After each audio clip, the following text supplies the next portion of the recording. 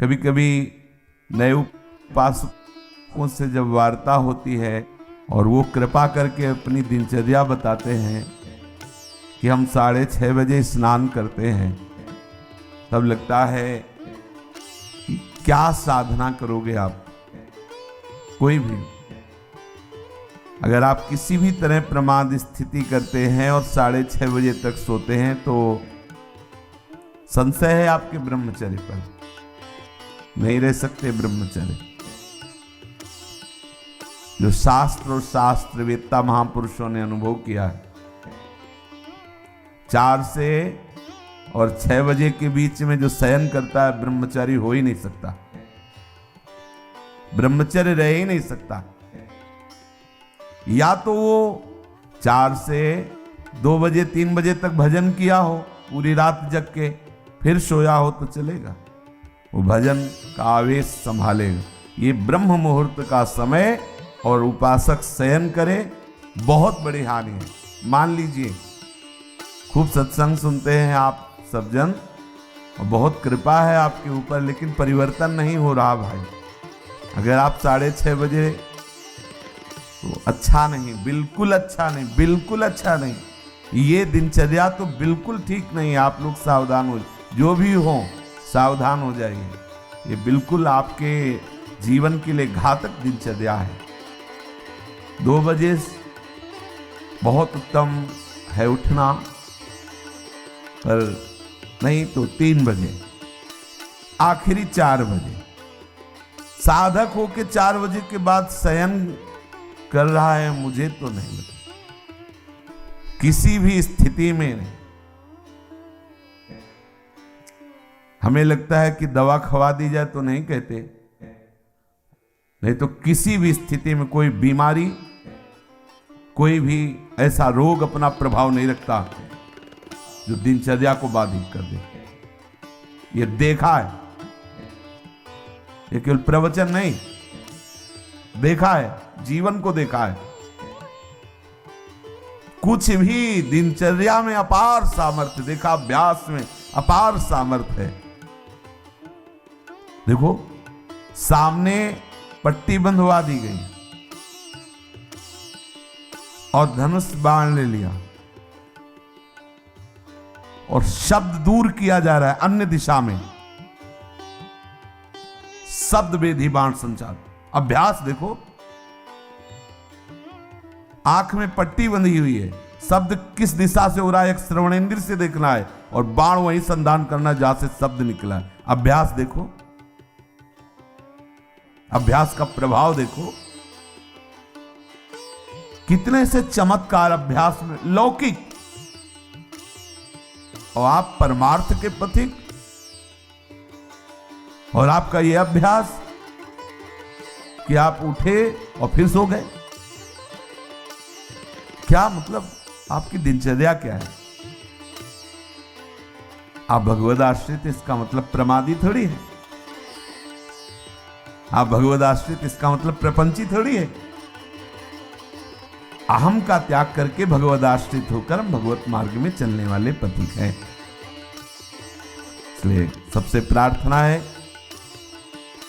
जो पीछे हुआ आज से एक नई दिनचर्या आप देखो। जो पूर्व की दिनचर्या ठीक है तो उसे लिखो, नहीं तो सुधार करके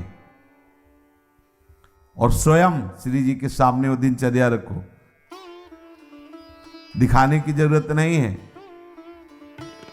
बहुत बार देख लिए, बहुत बार रजिस्टरों में रखा हुआ है सब दिनचर्या। अभी आ जाएगी उठ के, 2 बजे उठे, 3 बजे ये, 4 बजे वो, 5 हो सकता है जिस दिन लिखो उस दिन 2 बजे उठ जाओ, या आज उठे, पक्का उठे, सत्य कह रहे हो, 2 बजे लिख दिया। इससे काम नहीं चलना। आप अपने को खुद साक्षी करके प्रभु के सामने और नियमावली में बांधो। बिना नियम के प्रेम उत्पन्न नहीं होता। वो प्रेम की एक दशा है जो नेम को लय कर देती है। नियमावली में आपकी दिनचर्या सही होनी चाहिए, आपकी नियमावली ठीक होनी चाहिए। किसी भी संत के जीवन को आप देखिए, देखो एक स्थिति सिद्धावस्था में ऐसी आती है स्वाभाविक कि उनको देह से संबंध नहीं रह जाता। अब उनकी बात अलग, आपकी अवस्था और उनकी बीच सत्संग में हुक्का मांग करके परमहंस जी, रामकृष्ण परमहंस जी कभी पकोड़ा मांगते कभी। अब उनका हम अनुसरण थोड़ी करेंगे इस बात में, भाई धरो हुक्का, रुको हम पिए। हम महापुरुषों का अनुसरण थोड़ी कर सकते हैं। महापुरुष किस दशा में, किस स्थिति में, उनके जो नियमावली उपदेश है, वो कहीं नहीं बोले उपदेश में कि हुक्का पियो। तो जो उपदेश बोले वो हमें आचरण में उतारने। हम क्या करते हैं, सीधे महापुरुष व्यास भरोसे कुंवर की, सीधे वो जो इस स्थिति में है ना, बस केवल इतने पकड़ते हैं। काहू के बल भजन को, इसलिए भजन नहीं करना। काहू के आचार, इसलिए आचार नहीं करना। तब जितेंद्रिय राग, पवित्रता और ये सब। क्या पवित्रता? गुरुजी ने कहा है थैली है मल की, क्या पवित्रता? हाँ, उसमें क्या सुना है नहीं प्रवचन में। आचार गए और जितेंद्रियता आदि, और व्यास भरोसे कुंवर, ये बात आई। सोवत पाव पसार, तो 6:30 बजे इसलिए जगना पड़ेगा कि 7 बजे, 7:15 बजे सत्संगों में आना है। वो आ जाते हैं तो जल्दी जल्दी तिलक लग, जय गुरुदेव, जय महाराज, हाँ जय हो महाराज, वाह वाह वाह, हाँ क्या सत्संग में हो रहा है भाई। बहुत जीवन कीमती है। अभी कल ही पता चला कि कोई बहुत प्रियजन है, उनके यहां कैंसर हुआ। अब क्या दशा, ना भोजन सही पा सकते हो ना कुछ, और ये कैंसर आदि ऐसी बीमारियां हैं कि अभी तक जितने हमारे दर्शन में आए, एक आध बात अलग, उन सबको श्री जी ने जल्दी बुला लिया, जितने भी दृष्टि में आए हैं। तो हम तुम अमरौती खा के थोड़ी आए हैं। कोई न कोई व्याधि मंदिर है, कब देवता का पर्दा हट जाए। जैसे बहुत मंदिर में सब देवता होते ना, ऐसे शरीरम व्याधि मंदिरम, पुजारी कब पर्दा हटा दे, कौन सा, बोले अब कैंसर देवता आ गए, होश उड़ जाएंगे भैया। देखो तुम्हें अभी रिपोर्ट में बता दी जाए, तुम्हारी किडनी खराब थी, देखो क्या होता है तुम्हारा। अगर डिप्रेशन में ना पहुंच जाओ तो बताना, ब्लड प्रेशर अपने आप उछाल मारने लगेगा, क्योंकि चिंतन। आज तुम स्वस्थ हो तो प्रमाद करते हो, और कल प्रमाद करने का अवसर नहीं रहेगा, अवसर ही नहीं रहेगा। अनन्य चिंतन रोग का होने लगेगा। अगर भगवदाकार वृत्ति नहीं हुई तो आप ये मत समझो मृत्यु कोई खिलवाड़ नहीं है। मृत्यु का संदेश सुनकर अच्छे अच्छे के जमीन खिसक जाती, होश खराब हो जाती, न रात में नींद न दिन में चैन। अनन्य चिंतन उसी का शुरू। अब क्या करें, घबराहट, थोड़ी थोड़ी देर में मरना है, तो जो दुकान मकान पति पुत्र परिवार जितना सब भाई वो सब काटने दौड़ता है, ये सब छूट जाएगा। भजन कोई साधारण वस्तु है। इसलिए भर्तृहरि जी महाराज कह रहे हैं, यावत स्वस्थ वेदम गृहम कलेवरम यावत च दूरे जरा। जब तक बुढ़ापा दूर है, जब तक तुम्हारे शरीर में रोग कोई नहीं हो जा रहा, होगा ऐसा थोड़ी कि तुम कोई लिखवा के लाए कि नहीं, होगा। जब ऐसे परमहंस को कैंसर हो सकता है, रामकृष्ण परमहंस जी को पूज्य भाई जी के उदर में कैंसर हो सकता है, वो फिर अपने लोग तो अधिकारी ही है इस दंड के। अपने लोग तो अधिकारी न जाने कितने। इन भजनानंदी महापुरुषों के शरीर में ऐसी व्याधियां हो सकती है, तो अपने लोगों को तो पूरा रजिस्टर रखा हुआ है। सावधान हो जाइए, प्रमाद मत कीजिए, बहुत बढ़िया अवसर आपको मिला है। भगवत चरणारविंद का आश्रय और सतत जप, ये बिल्कुल खुली दो बातें हैं, ज्यादा इनमें समझने की जरूरत नहीं। अंदर से भगवत आश्रय और जिह्वा से जप।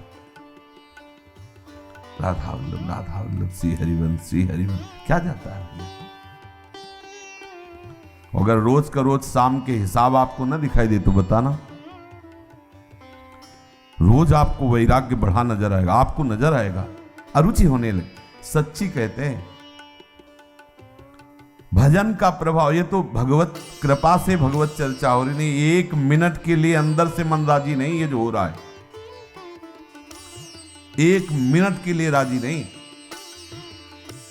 कि अब ये सब बस यही लगता है चुप किसी से मिलो मत, बंद करके दरवाजा अपने कमरे का, बस एकाकार बत्ती। कब शरीर किस दशा को पहुंच जाए, बेकार काहे को बहिर्मुखता में फैल रहे, शांत। इसका फल है सदाकार वृत्ति में डूबना। वो आपको बढ़िया अवसर मिला है, कोई जिम्मेवारी नहीं। देखो आप सत्संग सुन रहे हो, आप नाम जप कर सकते हो।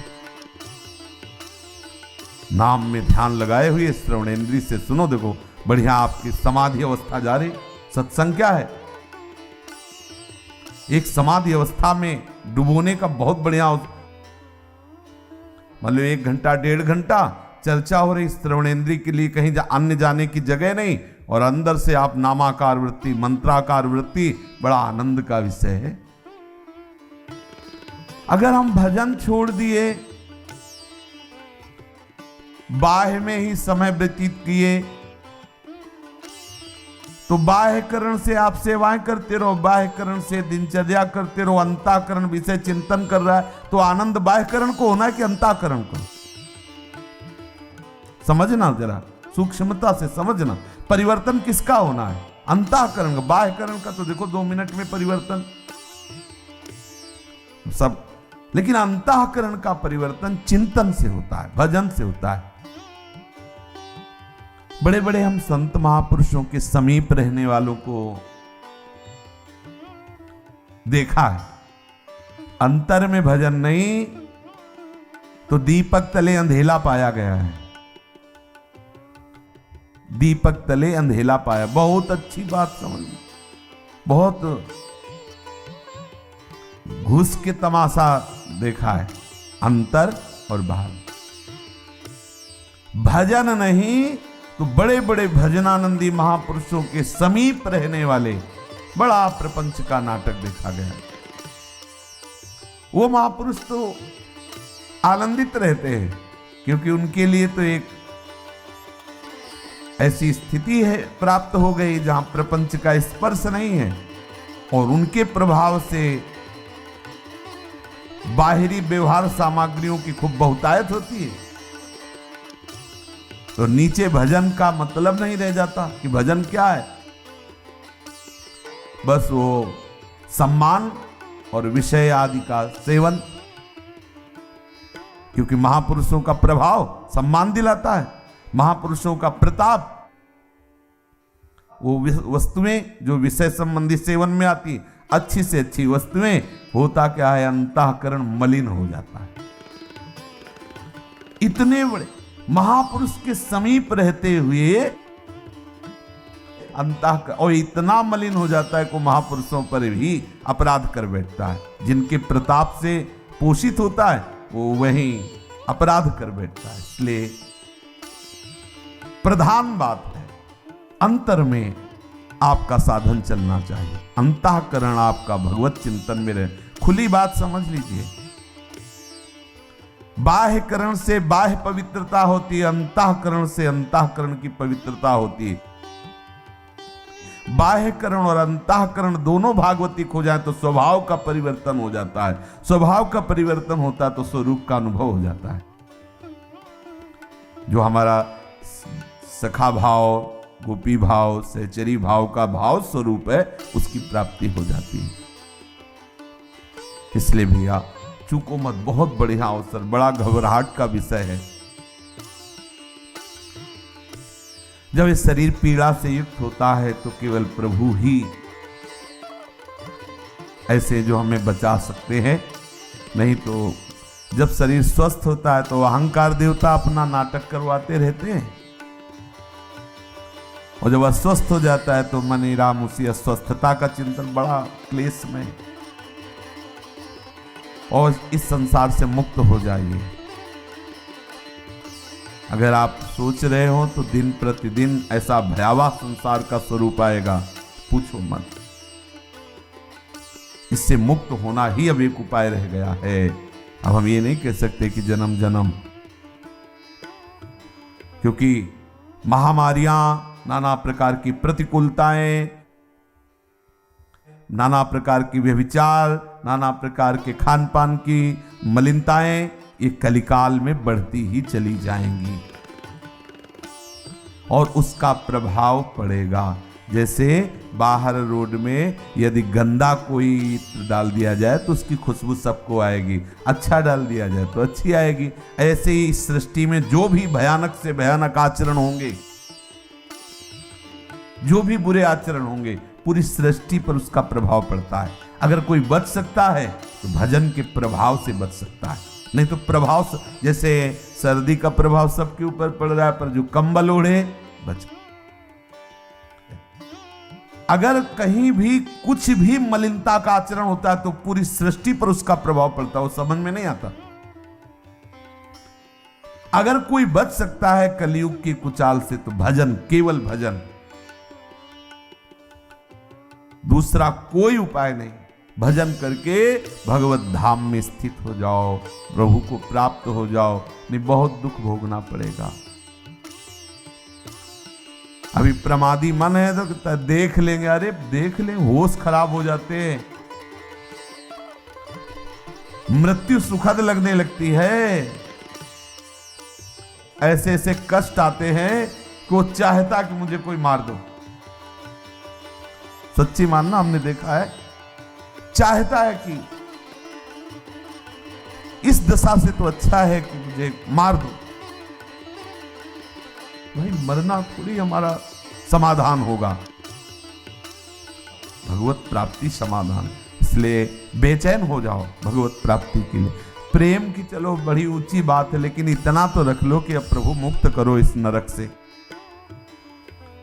ये नाना प्रकार के क्लेशों से कितने बंधे इस शरीर में। अरे आप देखो, ज्ञान की बातें चाहे जितनी करो, जब इसकी रिपोर्ट आती है ना तो एक बार चेहरा गिर जाता है, किसी का भी हो। जब हाथ में बताई जाती है रिपोर्ट की ये है,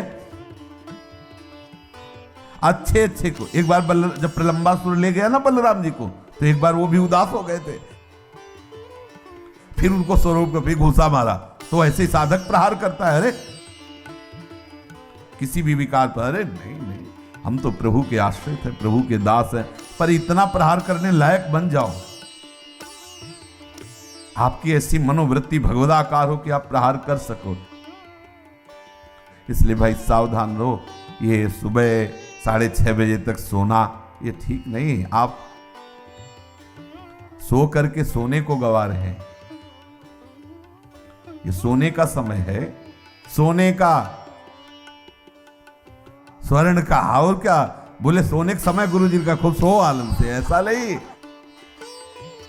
ये स्वर्ण समय है, ब्रह्म मुहूर्त, खूब ना। हमारे लिए तो हर क्षण ब्रह्म मुहूर्त है। ये तो केवल एक दिनचर्या के लेकर नहीं, हर समय हमारा ब्रह्म मुहूर्त है। हम प्रभु में लगे हुए हैं, इसलिए हर समय प्रेम में प्रभु का चिंतन हो रहा है। हर समय हमारे लिए महामंगल में महापावन है।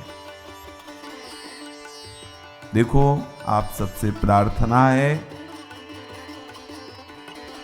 बहुत सोच समझ के दिनचर्या बनाएं।